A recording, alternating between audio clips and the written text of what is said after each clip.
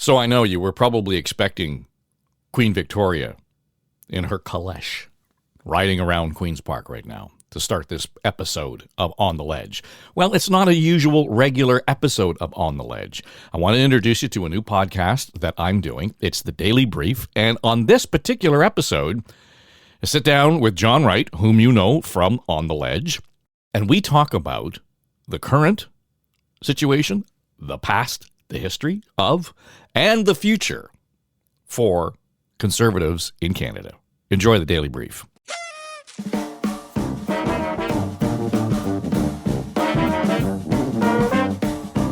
Well, here we go. February the 3rd. It's your Thursday.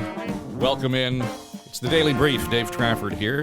Latest offering from Story Studio Network.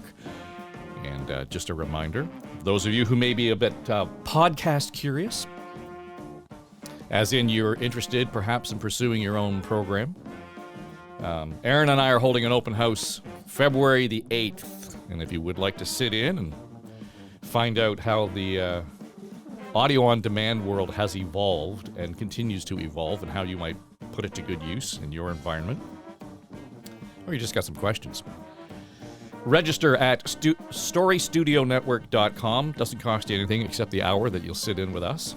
And we'll take care of business on the 8th of February. It'll be good fun for all. All right, so here we go. It was Groundhog Day yesterday, and for a lot of reasons, it was certainly Groundhog Day for federal Conservatives in Canada. They did as we expected. They ended Erin O'Toole's leadership of the Federal Conservative Party of Canada. And, now it's all about who's next, et cetera, and what will this party look like, all kinds of, I think, misguided discussion at this point. But to more or less get a sense of pulse on this, it's always good to welcome in John Wright. He is the Senior Vice President at Maru Opinion. How are you, John? I'm good, David. It's great to be with you. It's been a while. It has, and a lot's gone on in terms of the politics. Now, we watched this unfold through the federal election. You and I were doing the daily show during the writ. And, all the way through that campaign, I think generally speaking, the tone was Canadians were warming up to Erin O'Toole. This was his moment. Even if he didn't win the government, this was a great step forward for Canadians. Within days after the election, the caucus was all ready to turn their knives on Erin O'Toole. I think they have misread the room entirely on this. Yeah, I think they often misread the room because they're in a different house. Okay, yeah. Yeah, I've with full disclosure, I've watched them up close since 1980 when I started to be a parliamentary intern. And I was even in Winnipeg in the front row, not as a card-carrying Conservative, but as an intern to observe. I watched Joe Clark come out on stage and make that statement that he only had a certain percentage. And that was an interesting moment for me as a young political observer. Bill Davis, Hugh Segal, and Eddie Goodman and a couple of others were sitting behind me in that second row. And as Joe Clark came out onto the stage, I'll never forget it. He got into his speech and he said, as a result, as soon as he said that, you knew where he was going. There was this cry out from his supporters, almost like they were reaching out to stop him from falling off the stage. And he said, therefore I will. And, he was gone effectively because of the numbers there. It was an interesting introduction to party politics. And I turned around and Davis and Segal and Goodman and all those guys were already gone. They had headed for the out of the auditorium. And what it said was that there's a huge difference between the party and the public. That you really are captive, and especially within the Conservative Party, to factions. They are a room full of different constituencies, and they seek a lot of policies that are oftentimes not palatable for retail sale. And you and I watch that election every single day. And we know from the moment the prime minister called the election, he had no agenda. And it was about 2 weeks into that situation that he found a bit of an agenda. And there was the Sunday, which was the turning point in my sense of that campaign, which was when Bill Blair had his press conference up in Markham, and they talked about gun control, which was, it was aimed at urban women in the 905 particularly, which swung over to the Liberals because there was some hesitancy there among the voters, and they won on that. So having said all of that, uh, the earliest days were that you could see that there were schisms. You could see that there was a way in which the Mulroney campaigns were managed where they were able to have a coalition, and they had decided that they were going to win and put their differences behind them so that when they won, they could then have power and that they could do things with that power. The Liberals, they went through Dion and Ignatieff and finally landed on Trudeau, but always with these folks, I would argue, especially with this prime minister, that there is no ideology that they really profess to, that they really will go and subjugate those things which would make them unpalatable to the Ontario, Quebec, eastern and part of British Columbia. And so it's subjugated because they want that retail power.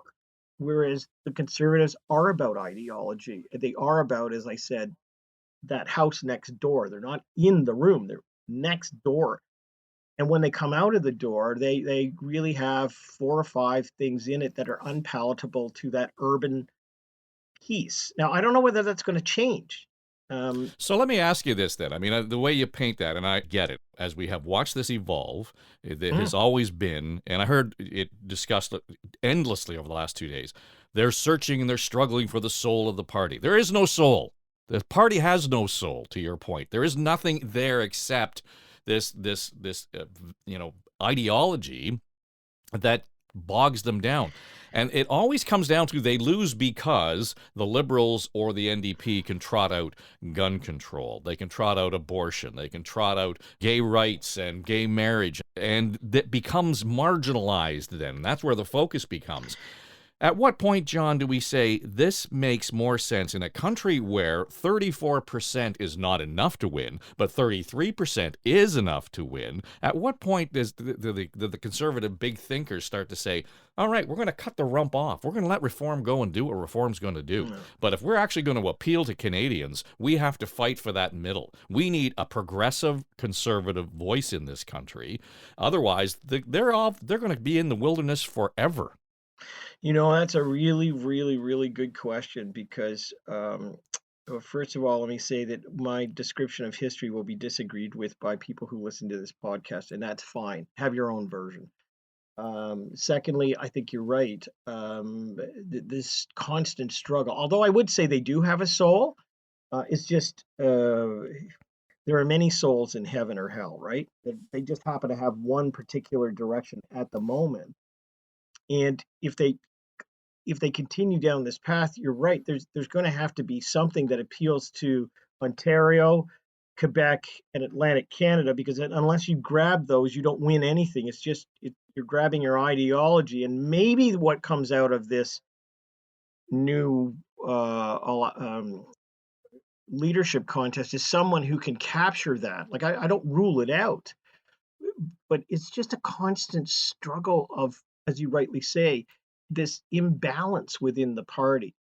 And I don't know whether or not it's going to produce what we had before, which was the schism, which was the reform on one side and the progressive conservatives on the other, led by Peter MacKay, who then brought it together, to which Stephen Harper was able to put it together and had the power to maintain that control. But let us remember that he came from the West. He was not an Ontario 905 guy. So he was one of... Oh, come on. He grew up in Leaside. He kept telling us he grew up in Leaside. Yes. Yeah. And he made... Yeah.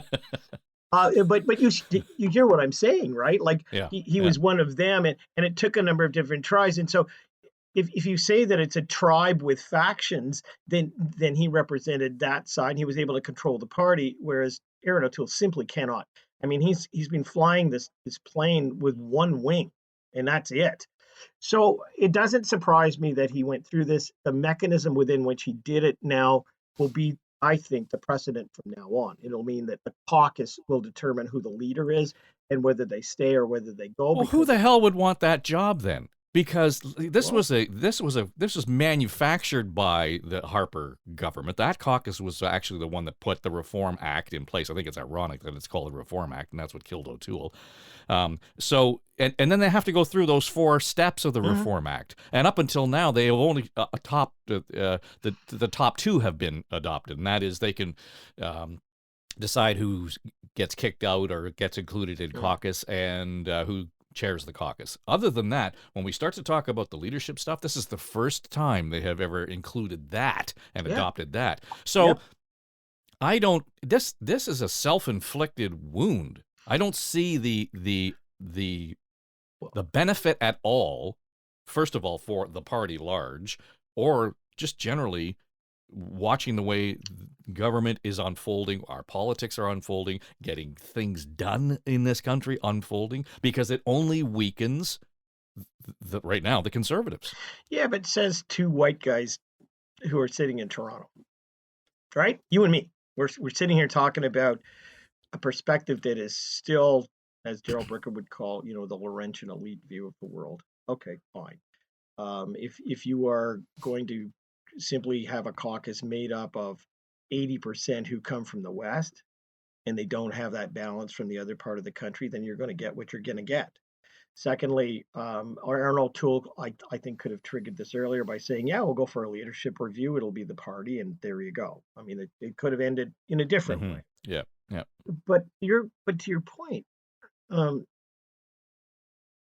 it was interesting to watch the rest of the day unfold, because O'Toole made what probably was one of his better speeches. There's a whole bunch of stuff in there. And why is it that Conservatives, when they leave the room, have better speeches when they're in it? Because they're freed up.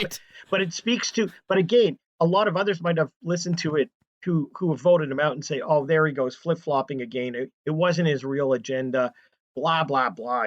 List. We listened to it and we said, "Man, you had a shot at it," whereas the rest of them didn't. So where did a whole bunch of them go when they left the door? I mean, they didn't go down to Darcy McGee's and have they might have gone to Darcy McGee's and had a hubbub, but most of them went out to join the truckers.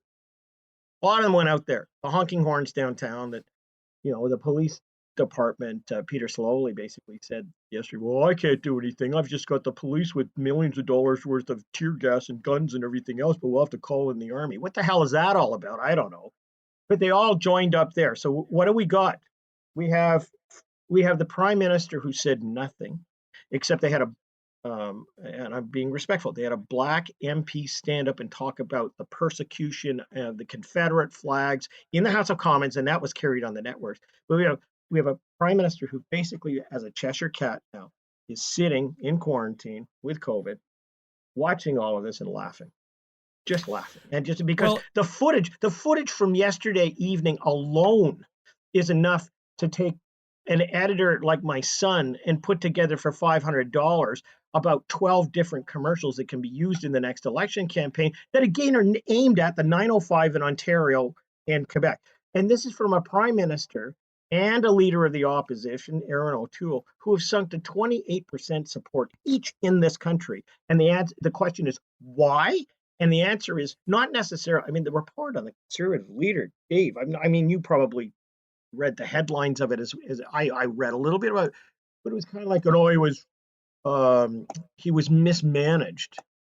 I mean, for goodness sake, he lost on the fact that out of the book that the policy book the Conservatives let out, you and I could have gone through with 5 sticky tabs and said, "Don't do this." Okay, yes. It was the policy. But they've sunk that level because we're into campaigning, which is micromanaged. They only really, both of them, both parties actually fixate on those, not the seats that they have, but the marginal seats they can get. So the messaging is all to that. And as a result, you get what you get. Well, but that makes my point around the conservative, again, small c conservative voice in this country. Whether I'm a conservative or I'm a liberal, we need a conservative voice in this country as much as else we need, the left-leaning view of how to, execute social services, etc. We need that discussion, and we need it to be robust, and we need stability on that side. So when you start talking about, we're targeting these very specific areas. The reason that they lost in Markham because of the gun debate is because, and you use the word, there was hesitancy. There's a point where they're saying, okay, you know what? O'Toole looks okay, but geez, you know what? I'm not sure I can trust the party. I'm not sure I can trust the caucus. So at some point, this has got to break and rebuild. I don't see the current state of the Conservative Party of Canada going anywhere. You talk about the Tories being in the wilderness after Mulroney, 10 years. Liberals being in the wilderness after Chrétien, about 10 years. You talk about the current Tories, they're already closing in on 10 years, and it's not going to stop there. They're into 12, maybe 15 years before they can even come close to walking out of this. So really, they're going to try and play this game over and over and over again? But you see, where we are right now is where we were with Peter MacKay on one side and Preston Manning on the other. So I go back to this part. You hit the nail on the head, and that was, at what point does the party kind of form a different, go into their two halves? Is this the moment when somebody says, okay, fine, we'll do this all over again. We'll have the Reform here, and we'll have the Progressive Conservatives here, and we'll be in the wilderness for 10 years, and we'll come together by some savior, and we'll do this? Because unless they subjugate some of these principles that they have in order to take power, it's just going to be unpalatable to 2 or 3 provinces, and the 2 or 3 provinces are the one that are the breadbasket of votes that give you the power. So the ballot question Canadians are going to be forced with right now is Mr. Trudeau standing up and saying, you're either with me or with the honking horns. Take your pick. Okay. Yeah, that's it. That's it. And it's, again, we keep, you and I are of an age where we can go back and clearly remember what happened with Reform and with the Conservative Party of Canada and how it evolved and the Canadian Alliance, etc. But that was, and I don't say this lightly, that was way before the age of the internet and social media. I have no confidence whatsoever that you could have a healing in that party given the current social media environment that we are in. There's just, because everybody's got an opinion. I mean, it's like an asshole. Everybody's got one, right? And they can all get on their social media feeds and start scaring up whatever. And it only takes one to start talking about conversion therapy or whatever it might be, and that sticks to the entire party. I don't know why those who do not subscribe to that are saying, okay, go off, take off, go and do your thing. And it may be a hard thing. It's going to be, out of our comfort zone in the short term.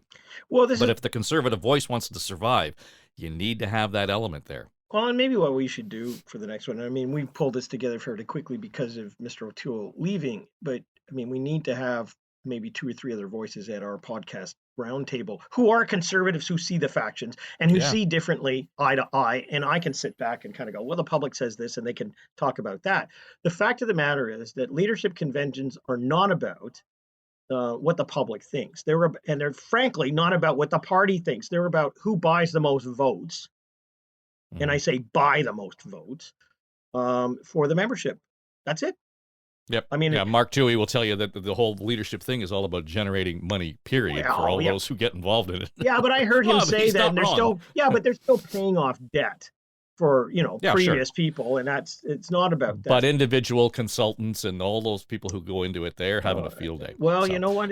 It's a bit of a crapshoot. So, anyways, let's see what comes over the next couple of weeks, because to your point about the factions, we don't yet know who those are that will emerge as the healers or the mavericks, and everything that. But will they be given room or oxygen to actually have a mature conversation? That's all we kept hearing around O'Toole and during the campaign and heading into the last federal campaign. He was the guy who was sort of the adult in the room. and was anyway. I just think that the way this is all playing out, and I haven't got a horse in the race at all. I mean, Well, but I just think for the purposes of a broader view and stability and good governance and democracy. But let's leave it on this. The issues I have sitting in my household with our extended group of kids, to me, the deficit and the debt are huge. And we've seen it where we've borrowed money and we have to pay the interest. And there are some people who would dismiss it. But I mean, that's an issue that I find important to me. What I find my kids having importance is they can't buy a house, they can't get into the market. I find the cost of living eating away at the ability of people to make decisions even now about retirement and a bunch of other stuff. I mean, I have a bunch of fiscal conservative, if you want to put a label on it, kind of issues. And these guys are over here talking about truckers and anti-vaxxers and taking all of that. And I'm going, where is the party that represents me? Because it's not the NDP and the Liberals, and it certainly is not those guys that are not on my page. So it's like you're absolutely right. I don't know where I get my voice anymore, but I know it's not on the streets with Confederate flags and Nazi flags. And then people are going to say, oh, that's only a minor. Hey, you own it if you go out and you shake hands with it. So there you go. Indeed. John Wright, always good to talk to you. We'll catch up again soon, my friend. Be well. Indeed. And back to you.